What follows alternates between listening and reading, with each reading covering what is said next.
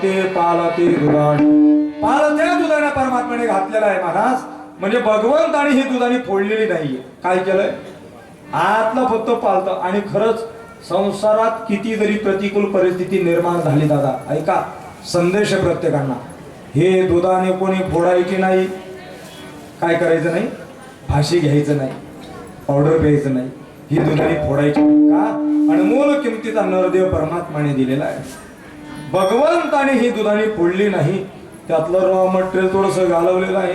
तवते पालते दुधाने. महाराज मग ही चोरी करणारा कोण असू शकतं? म्हणते नंदाची आपुले आजी चोरी केली खरी. ही जी अध्यात्मातली चोरी जी आहे ना, लौकिकातली जाऊ द्या, अध्यात्मातली चोरी करणारा दुसरा नंद बाबा शिवाय, नंद बाबाच्या मुलाशिवाय चोरी करणारा आपल्या गोकुळामध्ये कोणी नाही. नंद ही पदवी बरं, नंदराज आपल्या नंद बाबाचं नाव आहे नंदराज, पण नंद ही पदवी. म्हणजे गोकुळामध्ये कोणाकडे किती गायी होत्या त्याला पदवी असायच्या. 5 लाख गायीचा जो मालक असायचा त्याला उपनंद म्हणायचे. असे गर्ग संहितेमध्ये चिंतन केलेलं आहे. असे 9 उपनंद होते. गोकुळामध्ये गायी किती होत्या बघा, 5 लाख गायीच्या मालकाला उपनंद म्हणायचे. असे 9 उपनंद होते. म्हणजे किती झाले? 45 लाख. 9 लाख गायीचा मालक जो असायचा त्याला नंद म्हणायचे. असे 9 नंद होते. 10 लाख गायीचा मालक त्याला ऋषभानू म्हणायचे. असे 6 ऋषभानू होते. 50 लाख गायीचा मालक त्याला ऋषभानू वर म्हणायचे. असे 2 ऋषभानू वर होते. आणि 1 कोटी गायीचा मालक त्याला नंदराज म्हणायचे. आणि नंदराज म्हणजे माझ्या कृष्ण भगवंताचे वडील नंद बाबा 1 कोटी गायीचा मालक होते. आता 1 कोटी गायीचा मालक, 50 लाखाचे 1 कोटी, 10 लाखाचे 6 ऋषभानू 60 लाख, 9 लाखाचे 9 उपनंद 81 लाख, आणि 5 लाखाचे 9 उपनंद म्हणजे 45 लाख. बरोबर बेरीज करा, किती झाले? काय नाही बाबा, इथून काबा कोडा बेंबर उक्त दिलेली आहे. 3 कोटी 86 लाख किंवा 84 लाख अशी बेरीज येते. एवढ्या गायी त्या गोकुळामध्ये होत्या. म्हणून महाराज म्हणतात, म्हणते नंदा आजे चोरी केली करे. एक गोळ म्हटलं का ग, तो खातो कमी ग, नासडी जास्त करतो. तया विडनासी नवे दुसरी आईसी. त्या नंदा बाबाच्या मुलाशिवाय चोरी करणारा या जगात दुसरा कोणी नाही. कारण तो जातीवान भक्ताची पहिले नासडीच करतो. देव भक्ता लागी करुणे दे संसार, अंगे वारंवार करुणे ठेवी. श्री द्यावे गुणवंती तिपे गुंती आशा, या लागे खरकशा करुणे ठेवी. तो बरा आभार व्यक्त करतात बरं. बरं झालं देवा मला सोजवळ पत्नी मिळाली नाही. ती पतिव्रता होती पण थोडी कर्कशा होती. म्हणजे भांडखोर. कोणाला भांडायची? देवाशी, त्यांच्याशी नाही, भांडखोर होती. म्हणून इथे तुकोबारांच्या प्रमाणानुसार श्री द्यावी गुणवंती तिपे गुंत्या आशा, या लागे कर्कशा करून. बरे ती कर्कशा मला मिळाली. म्हणजे उपगुण तरी मी कीर्तनाला जातो. काय बोलतोय? संसारात उभगल्याशिवाय माणसं इकडे फिरकत नाही. जोपर्यंत घरात अनुकूल परिस्थिती असतो तिथेच फिरतो, तिथेच बरोबर पडतो. तो बाहेर त्याला केव्हा वाटतं की आपण आता प्रतिकूल परिस्थिती तयार झाली, बायको किरकिर करते, बायको किरकिर करते, लेकर बाळ किरकिर करतात. काय महाराज? देव भक्ता लागे करुणे दे संसार. जातीवान भक्ताचं पहिले भगवान परमात्मा वाटोळ करतो. तुकोबारांची सगळी प्रॉपर्टी विकायला लावली देवाने आणि नाव अजरामर केलंय महाराज. या लागे कर्कशा करुणे ठेवी, तया विड नासी नवे दुसरे आई. नासही करणारा दुसरा कोणी नाही महाराज. मग आणलं कोणी? आपण शेवटचं चरित्र सगळ्यांना माहिती आहे. काल्याचं कीर्तन म्हटलं की कीर्तनकार नियमाने बांधलेला असतो.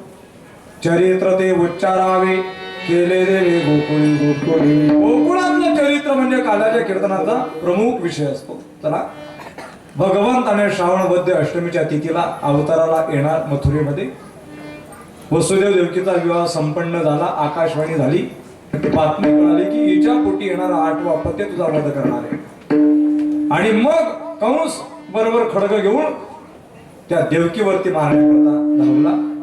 विनंती केली वसुदेवाने, कारण आमच्या पोटी येणारा जर 8वं अपत्य जर तुझा वध करीत असेल तर आमचा काय अपराध आहे? ठरल्याप्रमाणे कंस आपल्यापेक्षा बरा होता. ऐकून घेतलं आपल्यापेक्षा. बरं, आता ऐकून घेतलं. आता ऐकण्याच्या पलीकडे माणसं आहेत. आपण म्हणून गावातला सप्ताह चालू आहे भाऊ, थोडीशी गाडी आत हिलायल्या आल्या लोक आठेच राही. लोक म्हणतात मांजर आडवी गेली की काम होत नाही, पण मी असं म्हणतो मांजर आडवी गेली तरी काम होईल, फक्त बोख्या आडा जावा नको. 2 पायाचा कळालं. आडवे गेले माणसं तर सत्ताचा सत्यानाश होता. चला कशा करता बोलतोय. कंस बरा होता, कंसाने ऐकलं, आकाशवाणीवरती विश्वास ठेवला, 8वा वध करत असेल. मग या दाम्पत्याचा आपल्याला काय, आपल्या बहिणीचा आपल्या पाहुण्यांचा काय अपराध असेल. ठरल्याप्रमाणे त्याने कारागृहामध्ये ठेवलं. पहिलं अपत्य झालं तरी कंसाच्या ठिकाणी विवेक होतात का, त्याच्या डोक्यात एकच होतं, 8वं मारणार आहे ना. मग पहिल्याने काय केलं, पण नारदाला माहित होतं काय, नारदाची सामान्य कळ नाही मला. नारदाने ब्रह्मा विष्णू महेशांच्या पत्नीला कळ लावली. म्हणजे काय, मी असं ऐकलं होतं फक्त तुम्हीच पतिव्रता दिसतायत. त्यामुळे मग आमच्याशिवाय कोण आहे ना मृत्यू लोकांमध्ये. अग्नि ऋषींची महान पतिव्रता असेल, लावली ना कळ. ही कळमुळे दत्तप्रभूंचा जन्म झालेला आहे. त्यांची कळ हिताची होती, आपल्या कळमुळे पण असं त्यांना असेल. तुम्ही कळ लावू नका, त्यांची कळ हिताची होती. आणि मग इथे पण तीच कळ. 8वं अपत्य येणार आहे. कंस विवेकी होता, त्याने वापस केलं. पण 8वं जर मारणार आहे तर पहिल्याचा काय अपराध आहे. पण कंस म्हणे, आपला नारद म्हणे, याचा पापाचा घडा भरल्याशिवाय, नाना याचा पापाचा घडा भरल्याशिवाय हा मरणार नाही. सांगितलं, अरे तो तर चतुरातुर शिरोमणी आहे, तो वरून 8वा का खालून 8वा मार. तो सांगता येत नाही तो कोणत्या क्रमांकात. तुला जरी आश्वासन दिलं आणि 6 गोष्टीवर माणसाने विश्वास ठेवू नये. कोणत्या गोष्टीवर, लांब शिंगे तीक्ष्ण नखे असणाऱ्या प्राण्यावर विश्वास ठेवू नये. वाहत्या पाण्यावर, प्रचंड वाहत्या पाण्यावर विश्वास ठेवू नये. स्त्री जातीवर 100% विश्वास ठेवू नये. 100% सांगतो ना काही, 100% ठेवू नये. कारण त्यांना शाप आहे धर्मराजाचा, पोटात कोणतीच बात राहत म्हणून ठेवू नये. आणि ज्याच्या हातामध्ये शस्त्रधारी माणूस आहे त्याच्यावर विश्वास ठेवू नये. शत्रूवर विश्वास ठेवू नये. आणि आश्वासन देणाऱ्यावर पण 100% ठेवू नये. पुढारी आश्वासन दिलंय ना, 8वाला येतो का 7व्याला येतो का 5व्याला येतो, मार त्याला. कंसाचे टोप पेटले. म्हणजे खरं पहिलं मारलं. मित्र असं म्हणतो, अजून थोडस बरं म्हणतो, कंसाने कमीत कमी महाराज इतका बरा होता कंस, त्याने कमीत कमी बालक बाहेर येऊ दिले. चंदू महाराज, संभाजी महाराज, त्याने बालक बाहेर येऊ दिले नाही. समजा महाराष्ट्रातल्या सोनोग्राफ्या बंद झाल्या आणि सुरतले चेतनार. कशा करता, समीक्षा करा आपण. म्हणजे आपण त्याच्या पुढचे गेलो. आपण तर जन्मालाच येऊ दिलेलं नाही. पोटात ज्या आपण 15 वर्षापूर्वी 20 वर्षापूर्वी जो निर्णय घेतला, भेंडी कापली जशा आपण सुरेडे कापतो तशा पोरी कापल्या महाराज. आणि आज प्रचंड प्रकारचं दुःख या समाजाला भोगावं लागतं. ते केले कर्म झाले, देची भोगाले. निसर्ग कोपलेला नाहीये. दैनीय अवस्था जी समाजामध्ये मुली करताय हे आपलंच कर्म आहे. या जगात अध्यात्माचा एक सिद्धांत आहे दादा, या जगात कुणीच कुणाला दुःख देत नाही आणि कुणीच कुणाला सुख देत नाही. सुख जर भोगायला आलं समजून घ्या आपलं कर्म चांगलं आहे. दुःख भोगायला आलं समजून घ्या आपलं कर्म वाईट आहे. जगाच्या मालकाला सुद्धा मांडी मिळालेली आहे, त्याच्या बापाला मांडी मिळाली नाही, ती मांडी जेटायला मिळाली. त्याचं कर्म आहे, बाळ मारलेलं होते. चला अनेक सिद्धांत आपल्याला मांडता येतील. अशा प्रकारे कंस राजा मग 7 बालकं मारल्यानंतर भगवान परमात्म्याने श्रावण वद्य अष्टमीच्या तिथीला बरोबर मथुरेच्या कारागृहामध्ये भगवान कृष्ण परमात्मा 8 वर्षाच्या अवताराला आले. आता या बाबाच्या जीवनात 8 आकड्याला खूप महत्व आहे. मला कृष्ण परमात्म्याचं एकूण आयुष्य हे 125 वर्षाचं आहे. आणि हा क्रमांकाने 8व्या क्रमांकाला आलेला आहे. 8व्या क्रमांकाने आलेला आहे. आणि 125 या संख्यामध्ये 1, 2, 5 ही 3 अंकी संख्या आहे. 1 अधिक 2 किती झाले 3, 3 अधिक 5 किती झाले 8. आणि नाथ बाबा म्हणतात, कर जोडोनी विनवितो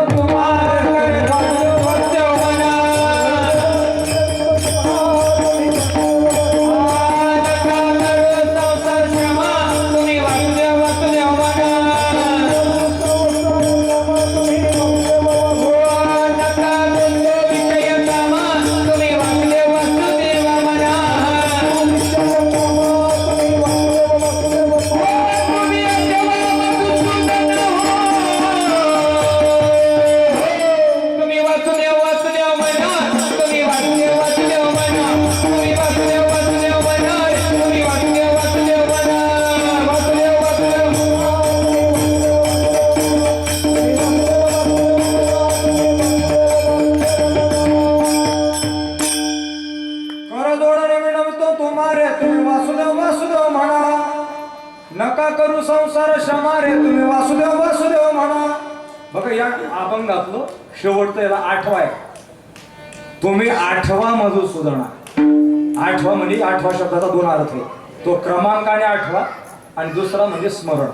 त्याचं स्मरण करा, त्याचं चिंतन करा. कारण प्रत्येक आकड्याला गाठ आहे.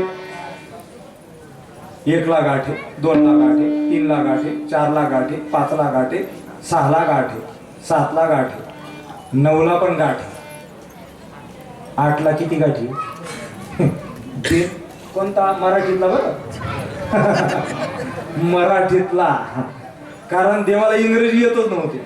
कारण देवाने 12 महिन्यांपैकी एक विभूती मासाना मार्ग शीर्ष का असं म्हटलं? मासा नाम डिसेंबर का मासा नाम नोव्हेंबर? नाही, मार्ग शीर्ष म्हणजे जगाच्या मालकाला मराठी येत होती, त्याला कॉन्व्हेंट स्कूलमध्ये घातलं होतं. मग अशा प्रकारे 8वा 8 आकडाला गाठ नाही, बिना गाठीचा हा बाबा आहे. चला, भगवान परमात्म्याने श्रावण वद्य अष्टमीच्या तिथला अवताराला आले. 8 वर्षाची मूर्ती प्रगटली. भगवंताला विनवण्या केल्यात. वसुदेव देवकीने कार्य तू आमच्या पोटी जन्माला आलेला आहे हे जगाला कळालं. कसं कळेल तू आमच्या पोटी आलाय? लहानू भगवंत भक्ती पुढे आई वडिलांसमोर लहान झाले. लहान झाल्याबरोबर वसुदेवाला सांगितलं मी ज्याच्या करता आलोय आता मला इथून उचला आणि नंद नंदाच्या घराला माझं नेई गोकुळाला. नंदाच्या घराला माझं नेई गोकुळाला. नंदाच्या घराला माझं नेई गोकुळाला. नंदाच्या घराला माझं नेई गोकुळाला. नंदाच्या घराला माझं नेई गोकुळाला.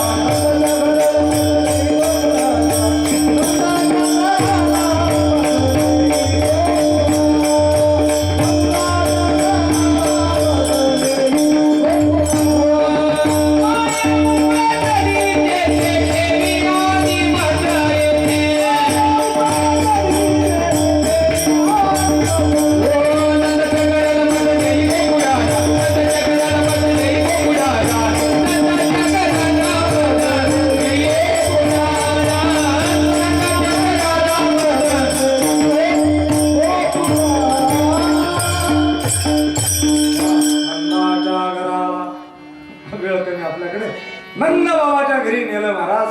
बातमी कळाली कंसाला 8वा पत्य आलेला आहे. 7वी मायाला गरगर फिरवलं. आकाशवाणी झाली मला काय मारतो म्हणून आणि माझ्या अगोदर तुझा वैरी जन्माला आलेला आहे. जा गोकुळामध्ये. कंसाची झोप उडाली. बघा बरं भाव कसा या चरित्रातला. मी थोडक्यात भाव सांगतो. श्रावण वद्य अष्टमीच्या तिथीला परमात्मा आलेले आणि 6 दिवसामध्ये पुतना गेलेली मारण्याकरता. किती दिवसात? 6 दिवसात मीटिंग झाली. पहिलीच महिला अध्यक्ष उभी राहिली. पहिलं स्थान महिलेला आहे. मोठमोठे राक्षस मोठमोठ्या मिटिंगा झाल्या. कोण मारतं याला? कोण मारतं? सामान्य नाही येतो मारण्याकरता. फक्त 6 दिवसाचा बालक आहे गोकुळामध्ये नंदबाबाच्या घरी. पुतना म्हणे मी मारते त्याला. काय म्हणे? मीच मारते त्याला. मला जावं लागेल. कारण त्याने मागच्या जन्मात आश्वासन दिलं. वामन अवतारात आश्वासन दिले त्याने. ज्यावेळेस बळीराजाला पाताळात घातलं, त्या बळीराजाला पाताळात घातल्यानंतर ही जी रत्नमाला होती ना मुलगी, बटू वामन रूप पाहिल्यानंतर ती मोहित झालेली होती त्याच्यावर. वा किती गोंडस बालक आहे म्हटले. मी याला स्तनपान करीन. वामन अवतार भगवान वामन भगवान म्हणतात तू जरी स्तनपान करते पण या जन्मात नाही तो पुढच्या जन्मात बघा स्तनपान करण्याकरता आले. पण ज्यावेळेस त्याला पाताळात घातलं तिची भावना बदलली. काय काय भावना बदलली? पहिले चांगली भावना होती मी याला स्तनपान करेन, पण बापाला पाताळात घातल्यामुळे तिची भावना बदलली. मी याला मारीन. तरी भगवंत म्हणे तू मारण्याकरता येशील, काय हरकत नाही. म्हणून तिने स्तनपान करण्याकरता आणि मारण्याकरता दोघं प्रयोजन या जन्मात साधलं. पुतना झाली. आणि किती दिवसात आली? 6 दिवसात. म्हणजे 8 आणि 7 14 ठिकाणी अयोध्या वास्तव्याला असते. पुतना ही अयोध्या आहे. 3 वर्षाच्या आतील बालकांना मारत होती. नंदबाबाचं घर विचारत प्रकृती सत्व रज तम त्याच्या अधीन झालेल्या जीवनात ती मारत होती. सगळे मारत आल्या तर ती बालघातकिणी होती. भागवतामध्ये पुतण्याला मारण्याकरता भगवंताने डोळे लावलेले. मांडीवर ज्यावेळेस तर मी पुढे बोलतोय जास्त विस्तारपूर्वक बोलत नाही. मांडीवर ज्यावेळेस भगवंताला घेतलं त्यावेळेस भगवंताने डोळे लावले. तिच्याकडे पाहिलंच नाही. का? 21 कारणं भागवतात आलेली. काय पहिलं कारण, ती बाल घातकिणी, तिने लहान लेकरांना मारलेलं आहे. साऊंडवाले दादा, लहान लेकरांना मारलेले म्हणून ती बाल घातकिणी आहे, तिच्याकडे मी पाहत नाही. दुसरं कारण, हे विष पिण्याची क्षमता माझ्यात नाही. भगवान भोलेनाथ बाबाचं स्मरण, मला फक्त दही दूध खाण्याची सवय या जन्मात आहे. कोणाचं स्मरण आहे? भोलेनाथ बाबाचं स्मरण केलेलं आहे. देवा, महादेवादिदेव महादेव, समुद्र मंथनातून हलाल नावाचं विष, जहरी विष तुम्ही प्राशन केलं देवा. आता हे विष प्या, आतलं दूध मी पितो. अशी 21 कारणाची यादी आलेली. पाहिलं आणि पहिलंच कारण होतं मारण्याकरता भगवंताने झोपेतून उठले, ते बोनीचं गिरे घेतलं, पुतण्याचा वध केला. 6 वर्षामध्ये, आपल्या 6 दिवसामध्ये पुतण्याला मारलं. यश आमचे गुरुवरे म्हणायचे, पुतण्या केवढी होती. पुतणीचं जेव्हा शरीर तिचं आवड हवे त्या गोकुळामध्ये पडलं, त्यावेळी तिचं शरीर उचलण्याकरता एका पायाचा अंगठा ज्यावेळेस कापून भरला, तर ट्रॅक्टरच्या 3 ट्रॉल्या भरल्या. ते घरी जाऊन तुम्ही समीक्षा करा, पुतना केवढी असेल.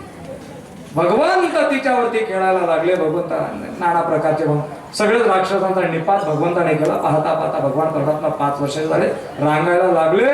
सगळे गोपाळांना सवंगळ्यांना एकत्र केलं. म्हणलं का रे, या गोकुळामध्ये मी सांगितलं एवढ्या गायी आहे, एवढं दूध आहे, एवढं दही आहे, पण तरी तुम्ही अशक्त दिसतात. कारण काय? सगळे गोपाळ म्हणते, देवा आम्हाला हे घरचे मंडळी खायला देत नाही, सगळं मथुरेला घेऊन जातात. आणि तसंच राहत, ज्यांना घरनं दही दूध, पैसा सांगाय बादली, ज्याच्या घरी मसाला, जुन्या भरण्या गावड्या, तसंच राहत. कधी कधी मग त्यांच्या घरी तसं भगवंताकडे काळजी करू नका. आपल्या गावात पिकतं इथं, आणि सगळे कर भरण्याकरता हे सगळं रॉ मटेरियल तिकडे जातं. जाऊ द्यायचं नाही म्हणजे आपल्या घरी आपण चोरी कर. चौर्य मंडळाचा अध्यक्ष भगवान परमात्मा झाले आणि एक एक गोपांगणाच्या घरी, एक गोपाळाच्या घरी, एक गोपाळांच्या घरी भगवान परमात्मा चोरी करायला लागले, दही दूध खाऊ लागले. मग पाहता पाहता सगळ्या गोकुळामध्ये हाकार झाला की सगळं चोऱ्या करणारा कोण आहे, हा चोरी करणारा कोण आहे, थैमान करणारा कोण आहे, चोरी करणारा. त्या गोकुळामध्ये कीर्तन चालू होतं. कालाच्या कीर्तनाला बाहेरगावची वेण आलेली होती. म्हणजे त्या गावात जिथे कीर्तन चालू होतं तिथे मुलगी दिलेली होती. म्हणे काय बाई, एवढ्या गोकुळामध्ये किती दिवसापासून, म्हणे 6 दिवसापासून मी आली कीर्तनाला, रोज ऐकते म्हणे, आज इथे चोरी केली, तिथे चोरी केली, तिथे चोरी केली, आणि एकच चोर दिसतो म्हणे. पुराव्यानिशी सापडून सुद्धा त्याला तुम्ही दंड करत नाही, शिक्षा करत नाही. आमच्या गावाला हा जर चोर आला असता तर आम्ही दंड कधीच दिला असता. कोण म्हणे? बाहेरगावनी येई गुन्नीबट होणार. भगवंत म्हणे, इथं इंस्टाग्रामचा आयडी घे, फेसबुक घे, व्हॉट्सअप घे, कारण आता जर सांगावं लागेल आपल्याला, घे म्हणे इथं इंस्टाचा आयडी घे. ठरल्याप्रमाणे तिचा आयडी घेतला, शोध घेतला, कुठे राहते, काय राहते, कोणाच्या घरी आलेले, का तिने आगाऊपणा केला होता. हा बाबा, आमच्या गावाला जर चोरी केली तर याला आम्ही जागी शिक्षा केली असती. भगवान म्हणे, मी तीच वाट देखील ठरल्यावर पहाटे रात्री 12 वाजता बरोबर ते घर गाठलं आणि बरोबर ती बाहेर गावची आलेली काही नुसत्या मिशा फोडी दिल्या, बैले मिशा. आता हे सांगित साधी लिहिलं असं, मिशा फोडल्यानंतर पहाटे ब्रह्ममुहूर्तावरती मुलगी उठली. आईला उठवलं, आई उठ, 4 वाजले. आणि आईकडे मुलीचं लक्ष केलं. म्हणे माय, म्हणे काय, म्हणे आरसा देख, म्हणे मोठमोठ्या दाड्या, मोठमोठी मिशी. म्हणे बापरे, पाहिलं तिने आणि तोंड झोडायला लागली. कोण? बाहेरगावची वेळी. म्हणे अशी रडायला लागली, अशी रडायला लागली, अशी जवळ जागी या. म्हणे मामी इथं आहे काय, इमर्जन्सी फोन होऊ नका. म्हणे नाही, म्हणे तुम्हाला मामा चांगला नाही. कारण ती अशी झाकत होती ना, त्या दाड्या मिशा, पहिले तर दाड्या मिशा चांगली ती का बाई, तिला ती विचित्र अशा प्रकारचा चेहरा दिसायला लागला. रडायला लागली. जावई म्हणे काळजी करू नका, मी राऊत बाबा बोलवतो, दाढी मिशा आपण काढून घेऊ. ठरल्याप्रमाणे पहाटेच 5 वाजता राऊत बाबाच्या घरी. नाही, आता नाही गुन्हा नाही, या पूर्ण विचाराशाही येत नाही. काय झालं? म्हणे काही नाही, फक्त बाबा तुम्ही आपलं साहित्य घ्या आणि आपल्या घरी. नाही म्हणे, दलाल डोकाला फिसकावी झाले. तर म्हणे नाही हो, म्हणे दाखलापर्यंत जावी का? म्हणे नाही हो. म्हणे मन सासूला दाढी मिशा खूप सासूला दाढी मिशा. ठरल्याप्रमाणे जुन्या काळातल्या राऊत बाबा न्हावी, त्याने वस्तारा पाजायला घेतला, आपली धोपटी घेतली आणि बरोबर ते घर गाठला. आणा त्या बाईला. आणि बातमी कळाली, रेट वाढून द्या, रेट वाढून द्या. आणि एकाच बाईला फुटल्या तेवढा मग. ठरल्याप्रमाणे आणलं. म्हणे काय, पास्तारा घेतला, मुसवर ठेवली, महाराज दुर्गेश महाराज त्या मूठवर बसताना ठेवताच दोन तुकडा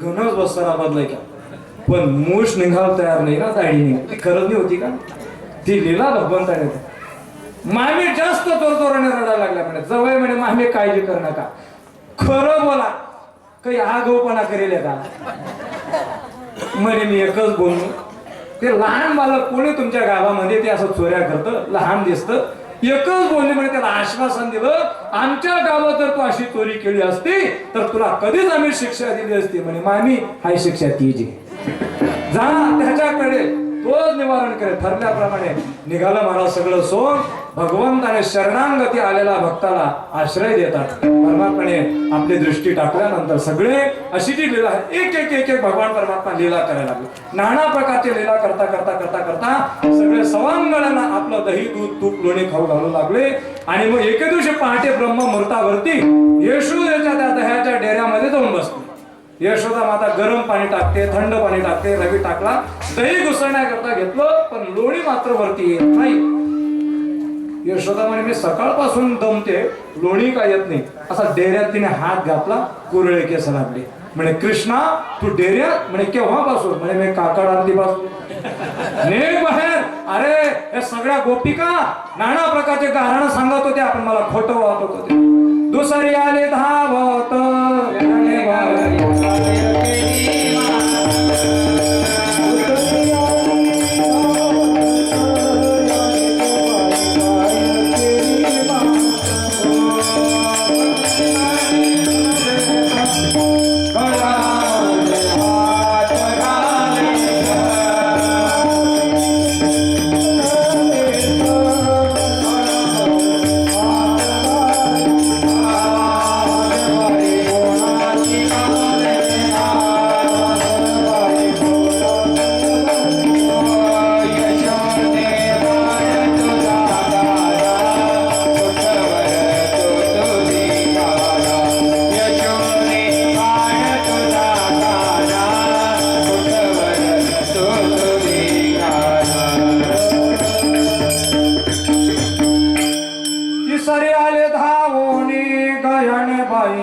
काय केली करणी पतीचे दाढी माझी वेणी दोही गाठ देवणी गाठबाई कोणाशी सोडे ना यशोदे बाळा तुझा काना कुठं नाना प्रकारचे गाणे लागले यशोदा मातेकडे पण यशोदा मातेला खरं पटेना भगवंताने ती लीला केली यशोदा म्हणे कृष्णा आता मला खरं पडतंय खरोखर तूच चोऱ्या करतोय आता सगळ्या गायी घ्यायच्या खांद्यावर काबडी हातामध्ये काठी तारी कसे खांद्यावर काबडी हातामध्ये काठी तारी कसे सावरा जगले की देनो सावरा जगले की देनो सावरा जगले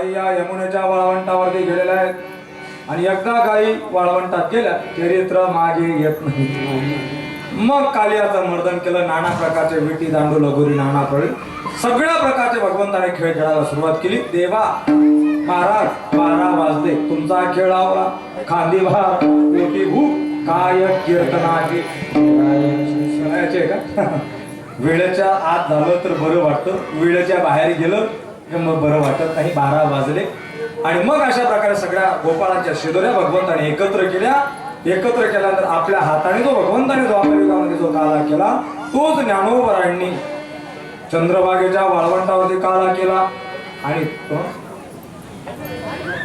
अजून चालू दे विढाला विढाला.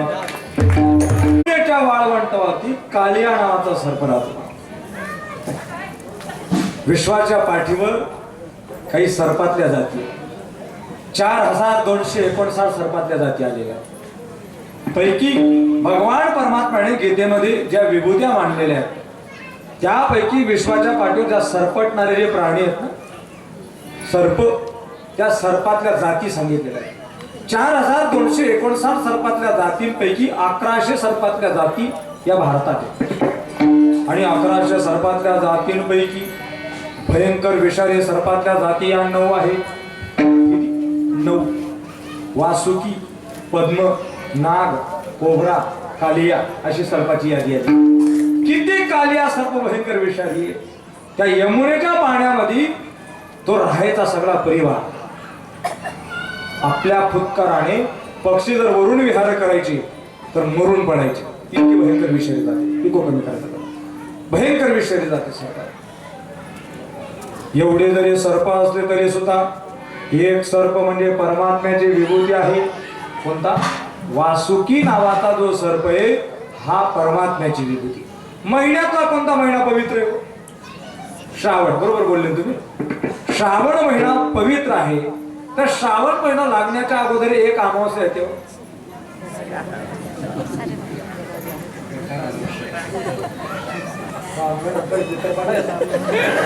म्हणे सर्व पित्रे अमावस्या. श्रावण महिना लागण्याच्या अगोदर त्याला माहित नाही ती अमावस्या. आता माहित नाही त्याला. बघा कोणती अमावस्या ती अमावस्या संपली असं आहे का?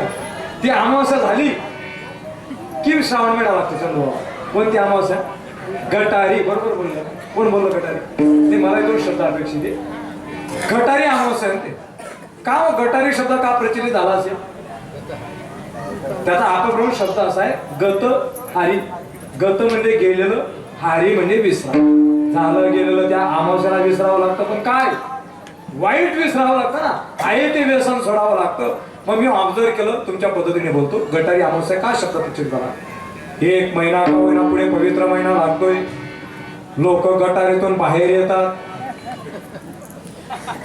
म्हणूनच शब्द झालाच ना गटारी शब्द. म्हणजे गटारीत लोळणारे लोक आहे म्हणून गटारी अमावस्या. त्याला शास्त्रामध्ये दीप अमावस्या असं म्हणतो आपण. महिना जरी पवित्र असला श्रावण महिना पण विभूती तो बसत नाही. मासाना मार्ग शीर्ष. किती महिना पवित्र? या महिन्यात गीतेचा जन्म आहे. या महिन्यात दत्तप्रभूंचा जन्म आहे. या महिन्यात एकादशी. किती महान अशा प्रकारचा पर्व होता. स्वतःची विभूती या महिन्याला पवित्र मानली गेलेली. इतका पवित्र महिना आहे. आणि हा कालिया सर्प सगळ्या परिवारांच्या माध्यमाने त्या ठिकाणी राहायचा. आणि सगळं पाणी आणि त्याने सगळं जहरी अशा प्रकारचं करून टाकलं. भगवंताला विनवण्या केला. गोपाळांनी निमित्त केलं चेंडू पळी खेळण्याचं.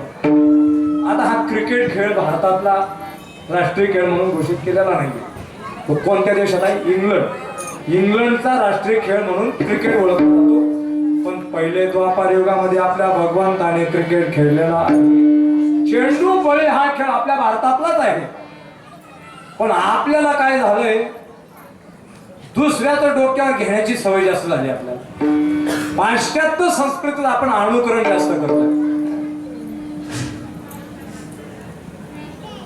जुने म्हातारे लोक वाईट पाय अशी पायजामा घालायचे बघा, लेंगा पॅन्ट घालायचे का नाही, त्या ते पुरी घालतात आहे की नाही. ते असं एकदम दिल्लम डालणार राहतं. ते पाहिलं की नाही तुम्ही? असं पाहिलं की नाही? लेंगा फक्त त्या कलर नाही या धग्याचे एवढा आहे आपलं. ते आताचे नवरदेव सांगतो 3 पीस कोटवर कोण लग्न लावत नाही. ते म्हणतात नाही जुनी पॅन्ट. काय घेतात ते? काय घेतात? लग्नाच्या दिवशी शेरवाणी घेतात. पण खाली काय असतं? धोतर. म्हणजे लग्नाच्या दिवशी 16 प्रकारचे ज्यावेळेस त्याच्यावर संस्कार केला जातात त्यातला एक जो संस्कार असतो विवाह सोहळा संस्कार. या विवाह सोहळा संस्काराच्या वेळेस कमरेवरती कासोटा असला पाहिजे. हा आपला शास्त्राचा दंडक आहे. या धोत्र्याचा पाहिजे आम्हाला बी लग्नी मुली आहे. ठरल्या नियम असा आहे कमरेवरती कासोटा असणं गरजेचं आहे. अलीकडे फॅशन जुनं आता सध्या फॅशन म्हणून प्रचलित होत आहे.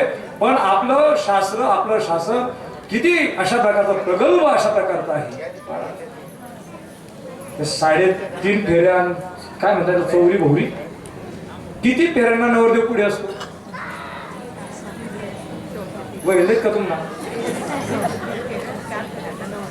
4 फेऱ्यांना नवरदेव पुढे असतो, 3 फेऱ्यांना नवरी पुढे असते. ठरल्याप्रमाणे पहिले नवरदेवाच्या 4 फेऱ्या पूर्ण झाल्या आणि नवरीबाई पुढे फेऱ्या मारण्याकरता निघाली आणि 1 फेरी मारली का नाही मारली तेवढं हळू नवरी ना पुढे. ब्राह्मण म्हणे असं चालत नाही, 4 फेऱ्या तुमच्या पूर्ण झालेल्या आहेत असं चालत नाही, तिच्या 3 झाल्याशिवाय सप्तपदीच्या फेऱ्या पूर्ण होणार नाही. पण तुम्ही आता तिच्या पुढे जाऊ नका, कारण त्याला सांगितलेलं होतं हाय जर आते पुढे गई, त्याला सांगितलं डोक्यात फिट्ट होत आई जर आते पुढे चाली तुले तिला मागे चालणं पडी. तो म्हणतो पहिल्या फेरीला पुढे गेल्याबरोबर हात दुसऱ्या फेरीला तिच्या पुढे. ब्राह्मण म्हणे असं चालणार नाही, सप्तपदीच्या फेऱ्या तुमच्या 4 झाल्या तिच्या 3 हो द्या. मी ऑब्झर्व केलं अहो नवरदेव तिला पुढे का आपण निघू देत नाही. म्हणे बाबा हो काली पिली ना काय वर्ष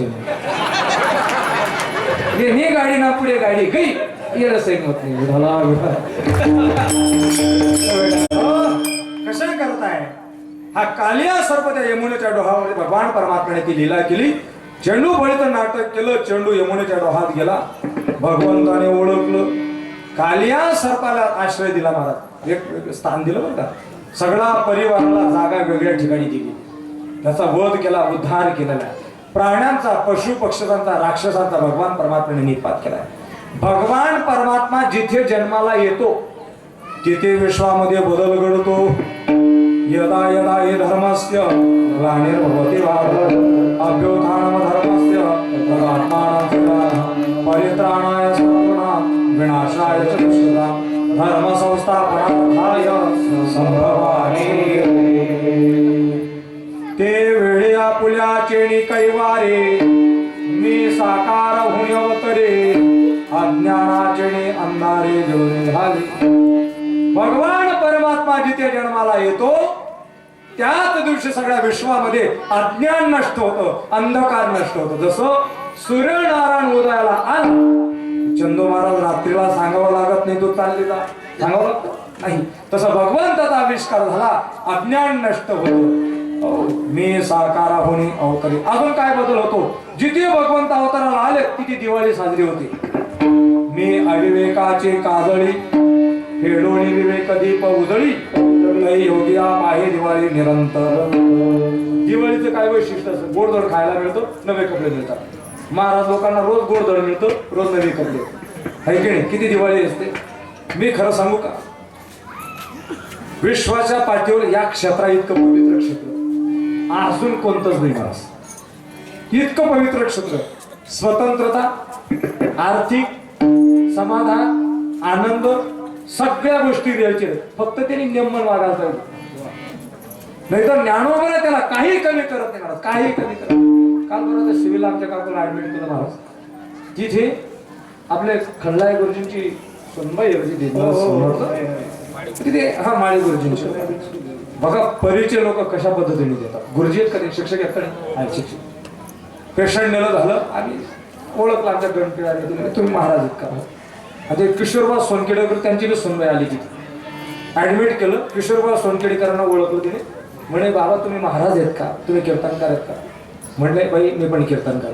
तर ती बाई परिचय देते समाजामध्ये, म्हणे महाराज मी पण एक कीर्तनकारांची सून आहे. म्हणे तिने असं नाही सांगितलं मी एका शिक्षकाची सून आहे. काय सांगितलं तिने? त्याला 2 लाख पगार असेल त्यांना, मी म्हणत नाही किती लाख पगार असेल, पण परिचय कोणता झाला? कीर्तनकार.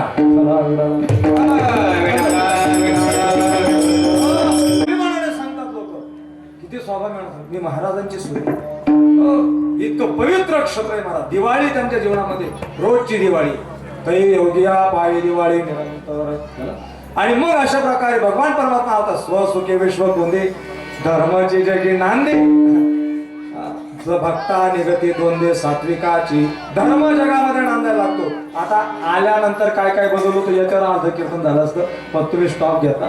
चला पटकन. कालिया मर्दाचा शब्द मर्दन केलं भगवंताने आणि मग नाना प्रकारचे खेळ खेळले. सगळ्या गोपाळांना एकत्र केलं. जो द्वापार युगामध्ये भगवंताने काला केला तो ज्ञानोबारांनी वाळवंटात चंद्रभागेच्या वळणावर काला केला आणि तोच काला आपल्या महेंद्र या नगरीमध्ये काला संपन्न होतोय. गोपाल कृष्ण भगवान